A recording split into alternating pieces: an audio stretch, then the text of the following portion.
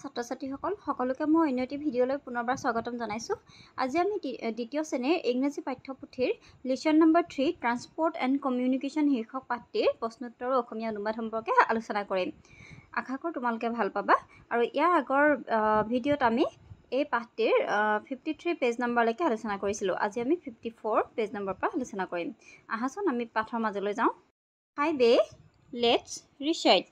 আবৃত্তি কৰোঁ আহা। ইয়াতে এটা ধুনীয়া কবিতা দিছে, আমি কবিতাটো প্ৰথমতে পঢ়ি চাম। তোমালোকে মোৰ লগে লগে চাই যাবা দেই। কবিতাটোৰ নাম I am a mobile phone.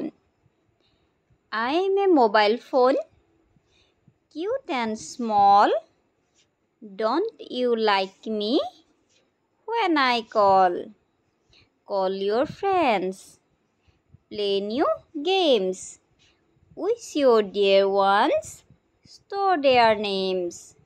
আমি আকৌ এবাৰ পঢ়ি দিছোঁ। I am a mobile phone. I am a mobile phone, cute and small, don't you like me when I call your friends, play new games, with your dear ones, store their names. অৰ্থাৎ I am a mobile phone হৈছে মানে মই এটা mobile phone. Mobile ফোনটোৱে কৈছে যেনিবা যে মই এটা mobile phone. I am a mobile phone অৰ্থাৎ মই এটা mobile phone. Cute and small, cute মানে দেখিবলৈ মৰম লগা, আৰু স্মল মানে হৈছে সৰু, অৰ্থাৎ দেখিবলৈ মৰম লগা আৰু সৰু। Don't you like me when I call? তোমালোকে ভাল পোৱা নে যেতিয়া মই কল কৰোঁ, বা তোমালোকক কল কৰিলে তোমালোকে ভাল পোৱা নে সুধিছে। Call your friends মানে তোমাৰ বন্ধুবোৰলৈ কল কৰা, অৰ্থাৎ আমি যে ফোন কৰোঁ সেইটো কথা কৈছে। আৰু প্লে নিউ গেমছ, প্লে মানে হৈছে খেলা, নিউ মানে নতুন, আৰু গেমছ মানে হৈছে ফোনত থকা গেমছবিলাক। গতিকে আমি ফোনত কি কৰোঁ, নতুন নতুন গেমছ খেলোঁ। With your dear ones, store their names, আৰু আমি কি কৰোঁ, আমাৰ মৰমৰ যিবিলাক লোক হয় বা আপোন মানুহবিলাকৰ নাম্বাৰ্ছবিলাক আমি ছেভ কৰোঁ, আৰু ছেভ কৰি পেলাই কি কৰোঁ, সিহঁতক আমি যিকোনো উইচ কৰোঁ, অৰ্থাৎ বাৰ্থডে উইচ কৰোঁ বা তেনেদৰে আমি মেছেজ কৰোঁ।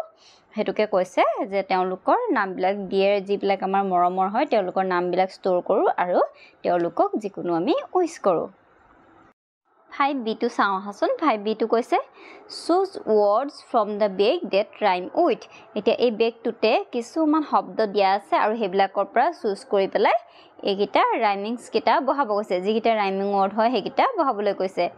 যেনে ইয়াতে হ'ব ডিয়েৰ, আমি পঢ়ি চালে গম পাম ডিয়েৰ হ'লে হ'ব নিয়েৰ, ফিয়েৰ, এনেদৰে আমি বহাব লাগিব।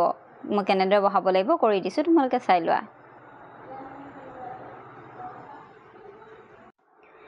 ডিয়েৰ হ'লে হ'ব নিয়েৰ, ফিয়েৰ, হিয়েৰ, অৰ্থাৎ তোমালোকে শব্দকেইটা ভালদৰে মন কৰিলে গম পাবা। DEAR dear, NEAR near, FEAR fear, HEAR fear, অৰ্থাৎ একে ছন্দযুক্ত শব্দ মাতিবলৈ আমি যেতিয়া উচ্চাৰণ কৰোঁ, প্ৰনাউন্সিয়েশ্যন কৰোঁ, তেতিয়া মানে কি হয়, শুনিবলৈ একে লাগে। গতিকে ডিয়েৰ, নিয়েৰ, ফিয়েৰ, হিয়েৰ এইবিলাক একে লাগিছে নহয় জানো। গতিকে তেনেকুৱাবোৰ হৈছে ৰাইমিং ৱৰ্ড। এতিয়া হৈছে কল, ফল, টল, বল, এনেদৰে কৰি যাবা। গেম, চেম, নেম, ফ্ৰেম, তোমালোকে লিখি ল'বা দেই। এতিয়া আমি 5C টো পঢ়ি চাওঁ আহাচোন। 5C টো কৈছে লেটছ ৰিড, পঢ়োঁ আহা। Reba's father ask her to write her name correctly.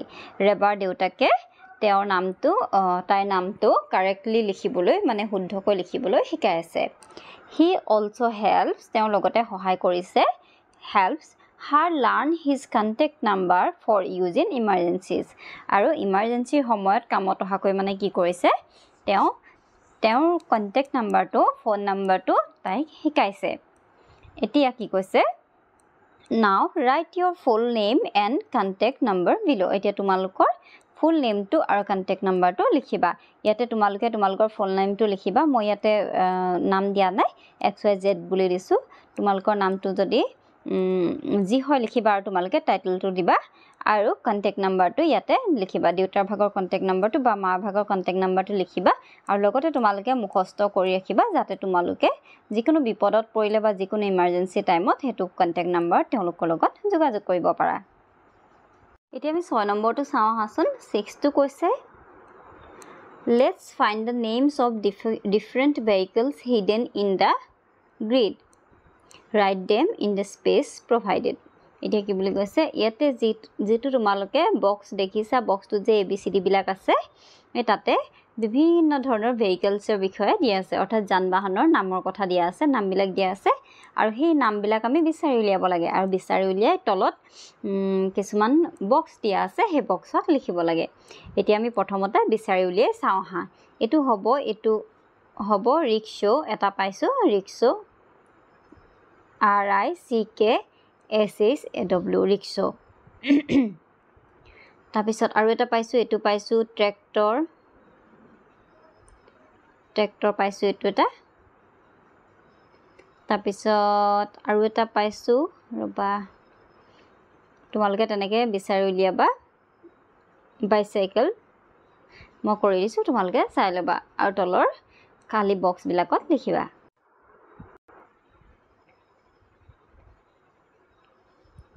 এটো হ'ব motorcycle car train tractor bicycle jeep truck bus scooter এইকেইটা বিচাৰি পালো তোমালোকে লিখি লবা now write down the names of the vehicles এতিয়া vehicles বিলাকৰ নাম আমি যি পাইছিলো হেয়া ইয়াতে লিখিব কৈছে মই লিখি দিছো তোমালোকে বহাই লবা দেই ইয়াতে দিছে ৰিক্সা মটৰচাইকেল ট্ৰেইন কাৰ স্কুটাৰ বাইসাইকেল ট্ৰেক্টৰ বাস ট্ৰাক আৰু লাষ্টটো চিপ এইকেইটা লিখি লবা এতিয়া 7 নম্বৰটোলৈ যাওঁ হাচোন 7 নম্বৰটো কৈছে Rumi wanted to buy a chocolate from a shop on the other side of the road Rumiয়ে এটা চকলেট কিনিব বিচাৰিছিল এখন দোকানৰ পৰা আৰু ক'ত আছিল দোকানখন ৰাস্তাটোৰ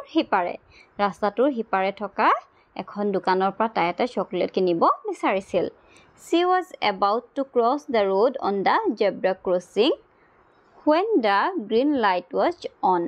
তাই zebra crossing এদি যেতিয়া green light টো হেউজীয়া লাইট টো অন হৈ আছিল তেতিয়া তাই ৰাস্তাটো পাৰ হ'ব খুজিছিল A traffic policeman signaled her to stop. এজন ট্ৰাফিক পুলিচ বিলাক তোমালোকে টাউনত দেখিছা এই তেনেকুৱা ট্ৰাফিক পুলিচ এজনে কি কৰিছিল তেওঁক তাইক ৰখিবলৈ ইংগিত দিছিল অৰ্থাৎ তাইক ৰবলৈ কৈছিল He came near and spoke to her. তেওঁ তাইৰ ওচৰলৈ আহিছিল আৰু তাইৰ লগত কথা পাতিছিল Let's read their conversations. এতিয়া তেওঁলোকে কিনো কথা পাতিছিলে আমাক পঢ়ি চাবলৈ কৈছে আমি পঢ়ি চাওঁ আহাচোন ওৱানটো দিছে Hello, you should look at the traffic lights before you cross the road at the traffic point.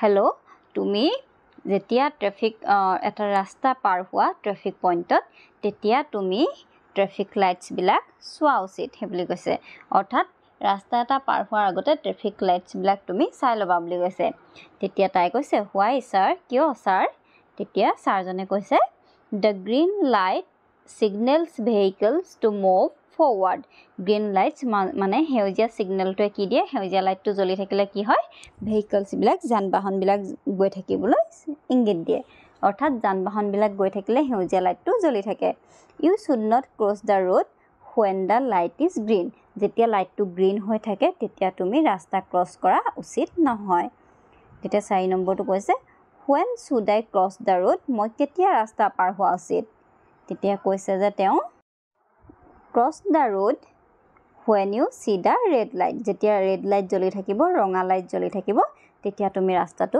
পাৰ হ'বা তেতিয়া কৈছে thank you I will always follow the traffic rules ধন্যবাদ মই সদায় ট্ৰাফিক ৰুলছ বিলাক পালন কৰিম বা অনুসৰণ কৰিম বা ট্ৰাফিক নিয়ম বিলাক মই সদায় মানি চলিম অৰ্থাৎ আমি কেতিয়া গ্ৰীন লাইট যেতিয়া জ্বলি থাকে তেতিয়া আমি ৰাস্তা পাৰ হ'ব নালাগে যেতিয়া ৰেড লাইট জ্বলি থাকে তেতিয়াহে আমি ৰাস্তা পাৰ হ'ব লাগে এই কথাটোকে ইয়াতে ক'ব বিচাৰিছে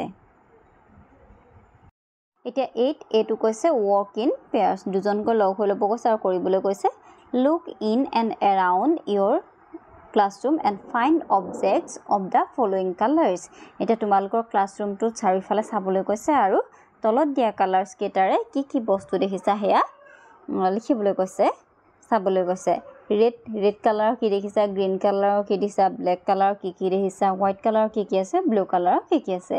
এতিয়া 8B2 কৈছে কালাৰ কৰিবলৈ কৈছে। এই গাড়ীখন যে দিয়া আছে কাৰখনত কালাৰ কৰিবলৈ কৈছে। সেইটো আকৌ কৈছে draw A rainbow and colour it. এখন ৰেইনবো মানে ৰামধেনু এখন আঁকিবলৈ কৈছে আৰু কালাৰ কৰিবলৈ কৈছে। তোমালোকে কৰিবা। গতিকে মৰমৰ ছাত্ৰ ছাত্ৰীসকল, আজিৰ ভিডিঅ'ত আমি ইয়ালৈকে আলোচনা কৰিলোঁ। ইয়াৰ পৰৱৰ্তী ভিডিঅ'ত আমি পৰৱৰ্তী প্ৰশ্নোত্তৰসমূহৰ বিষয়ে আলোচনা কৰিম। তাৰ বাবে তোমালোকে মোৰ চেনেলটো ছাবস্ক্ৰাইব কৰি ল'বা। Thank U.